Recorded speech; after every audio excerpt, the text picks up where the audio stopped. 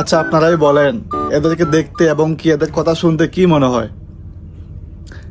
আবার স্লোগান দেয়, চেয়েছিলাম ঈর্ষা, হয়ে গেলাম বেশ্যা। তোরা হয়ে গেলাম বেশ্যা কি? তোরা তো বেশ্যাই।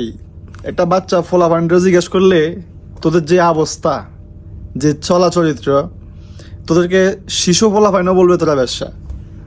তোদের চলাফেরাটাই এমন। আবার বলো হয়ে গেলাম বেশ্যা। হয়ে গেলাম না, তোরা তো বেশ্যাই।